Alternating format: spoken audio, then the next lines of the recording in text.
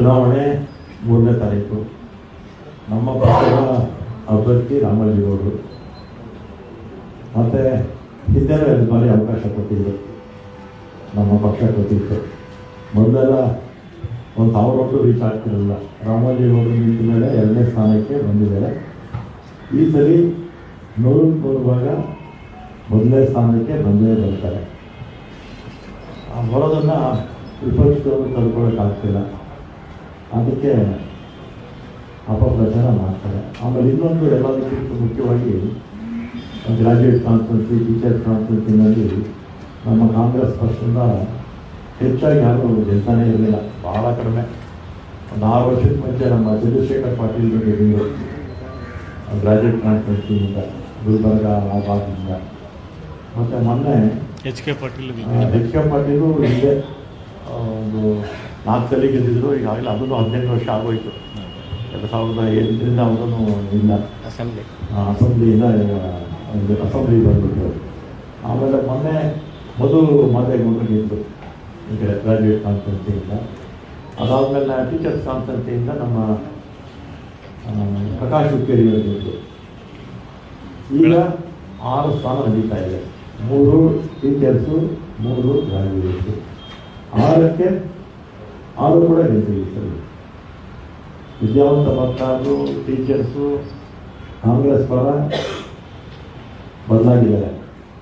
ಯಾಕೆಂದರೆ ಅನೇಕ ಸಮಸ್ಯೆಗಳನ್ನು BJP ಸರ್ಕಾರ ಇದ್ದಾಗ ಅವರು ಪರಿಹಾರ ಕೊಡಲಿಲ್ಲ. ಅದಕ್ಕೆ ಟೀಚರ್ಸ್ಗೆ ತೊಂದರೆ ಕೊಟ್ಟರು, ಗೌರ್ಮೆಂಟ್ ಅಫಿಷಿಯಲ್ಸ್ಗೂ ಕೂಡ ತೊಂದರೆ ಕೊಟ್ಟರು ಆ ಪೆನ್ಷನ್ ವಿಚಾರದಲ್ಲಿ. ಮತ್ತು ನಮ್ಮ ಪಕ್ಷ ಅದರಲ್ಲಿ ಕ್ಲಾರಿಟಿ ಇದೆ.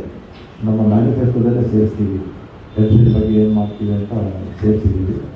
ಮತ್ತು ಈಗ ವಿದ್ಯಾವಂತರು ಕೂಡ ಅವರು ಕೂಡ ಅರ್ಥ ಆಗಿದೆ. BJP ಪಕ್ಷ ಒಳ್ಳೆಯ ಜನರ ಪಕ್ಷ, ಸುಳ್ಳು ಹೇಳ್ತಾರೆ, ಯಾವುದು ಮಾಡೋದಿಲ್ಲ, ವಚನಭ್ರಷ್ಟರು.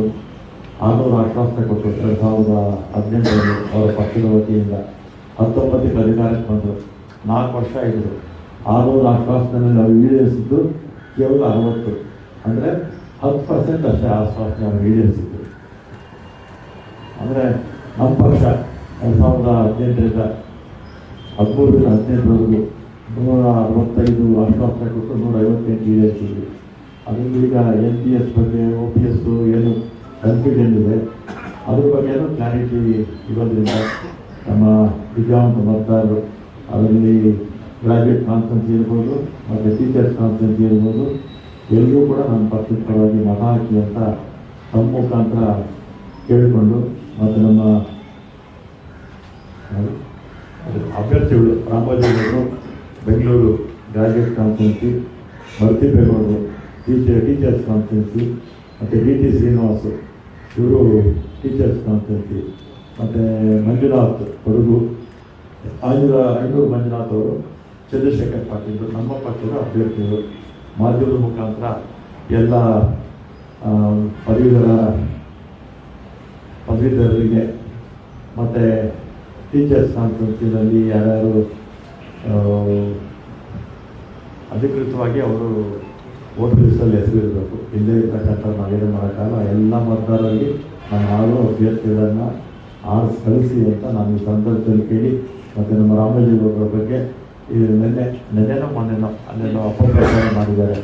ರಾಮಲಿಂಗೇಗೌಡರು ಏನೋ ಮಹಾರಾಷ್ಟ್ರದವರು, ಆಮೇಲೆ ಎಲ್ಲೋ ಬೆಳಗಾಮಲ್ಲಿದ್ದು ಅಂತೆಲ್ಲ. ಅಂದರೆ ಸೋತೋಗವಾಗ ಏನಾಗುತ್ತೆ, ಈ ರೀತಿಯೆಲ್ಲ ಕೆಟ್ಟ ಒಂದು ಇದೆಲ್ಲ ಬರುತ್ತೆ, ಏನೋ ಕೆಟ್ಟ ಬುದ್ಧಿ ಬರುತ್ತೆ. ಸೋತೋಗ್ತೀವಿ ಅಂತ ಗೊತ್ತಾಗಿದೆ. ಏನಾದರೂ ಮಾಡಿ ರಾಮಲಿಂಗೇಗೌಡರಿಗೆ ಕೆಟ್ಟ ತರಬೇಕು ಅಂತ ಈ ರೀತಿ ಅಪಪ್ರಚಾರ ಮಾಡ್ತಾ ಇದ್ದಾರೆ. ರಾಮಲಿಂಗೇಗೌಡರು ಅವ್ರ ಕುಟುಂಬದವರು ಒಂದು ತಲೆಮಾರಲ್ಲ, ಒಂದು 2 ತಲೆಮಾರಲ್ಲ, 1000 ವರ್ಷದ ಕೋಲಾರ ಜಿಲ್ಲೆಯಲ್ಲಿ ಇರೋದು. ಎಷ್ಟು 1000 ವರ್ಷದ ಕೋಲಾರ ಜಿಲ್ಲೆಯಲ್ಲಿ ಅವರ ವಂಶಸ್ಥರು ಇರ್ತಕ್ಕಂಥದ್ದು. ಮತ್ತು ಅವರು ಈಗ ಬೆಂಗಳೂರು ಬಂದು ಆಗಲೇ ಒಂದು 20-30 ವರ್ಷ ಆಯಿತು. ಬಂದು ಇಲ್ಲೇ ಈಗ ನೆಲೆಸಿದ್ದಾರೆ. ಈಗ ಕೈಲಾಗದವನ್ನ ಕೊನೆಯ ಅಸ್ತ್ರ ಏನಂದರೆ ಅಪಪ್ರಚಾರ ಮಾಡೋದು. ಏನು ಹೇಳಿ, ಕೈಲಾಗದವನ್ನ ಕೊನೆಯ ಅಸ್ತ್ರ ಅಪಪ್ರಚಾರ ಮಾಡೋದು. ಅದರಿಂದ ರಾಮಲಿಂಗೇಗೌಡರು ಮಹಾರಾಷ್ಟ್ರದವರು, ಮತ್ತು ಬೆಳಗಾಮಲ್ಲಿದ್ದರು, ಹಾಗೆ ಹೀಗೆ ಅಂತೆಲ್ಲ ಕೆಟ್ಟ ಒಂದು ಅಭಿಪ್ರಾಯ ಮೂಡಿಸೋದಕ್ಕೆ ಪ್ರಯತ್ನ ಮಾಡ್ತಾರೆ. ಅದನ್ನು ಒಂದು ಕ್ಲಾರಿಫಿಕೇಶನ್ ಕೊಡೋಣ ಅಂತ ಇವತ್ತು ಇದ್ರ ಜೊತೆಗೆ ಚುನಾವಣೆ ವಿಚಾರ ಮತ್ತು ಎಲ್ಲ ಅಭ್ಯರ್ಥಿಗಳ ಪರವಾಗಿ ಮತ ಕೇಳೋದಕ್ಕೆ ಬಂದಿದ್ದೀವಿ. ನಮಗೂ ಕೂಡ ಧನ್ಯವಾದಗಳು.